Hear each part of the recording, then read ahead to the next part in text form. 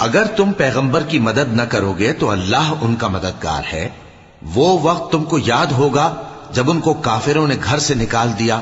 اس وقت دو ہی شخص تھے، جن میں ایک ابو بکر رضی اللہ تعالی عنہ تھے، دوسرے ہمارے پیغمبر صلی اللہ علیہ وآلہ وسلم۔ جب وہ دونوں غار ثور میں تھے، اس وقت پیغمبر اپنے رفیق کو تسلی دیتے تھے کہ غم نہ کرو، اللہ ہمارے ساتھ ہے۔ تو اللہ نے ان پر تسکین نازل فرمائی اور ان کو ایسے لشکروں سے مدد دی جو تم کو نظر نہیں آتے تھے، اور کافروں کی بات کو پست کر دیا۔ اور بات تو اللہ ہی کی بلند ہے، اور اللہ زبردست ہے، حکمت والا ہے۔ تم ہتھیار تھوڑے رکھتے ہو یا بہت، گھروں سے نکل آؤ اور اللہ کے رستے میں مال اور جان سے جہاد کرو، یہی تمہارے حق میں بہتر ہے، بشرطے کہ سمجھو۔ اگر مال غنیمت آسانی سے حاصل ہونے والا اور سفر بھی ہلکا ہوتا تو یہ